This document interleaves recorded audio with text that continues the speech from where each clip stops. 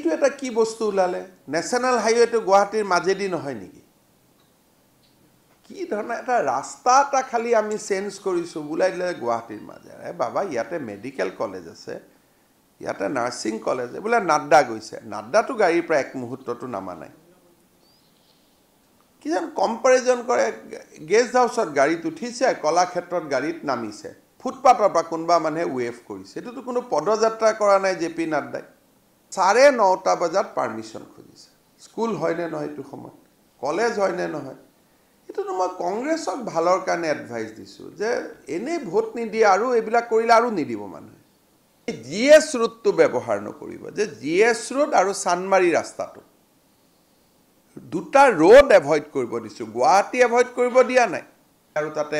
police ৰখাই তেওঁলোকক ৰখাই মই তামাচা নকৰোঁ আই উইল ৰেজিষ্টাৰ কেছ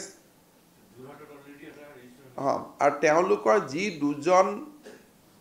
ৰেলীটোৰ ইনচাৰ্জ আছে মিষ্টাৰ বাইজু আৰু এজন তেওঁলোকৰ ওপৰত আকৌ কেছ ৰেজিষ্টাৰ কৰিম যদি গুৱাহাটী দি যায় মাজেদি মানে জিএছ ৰোডেদি যায় বাকী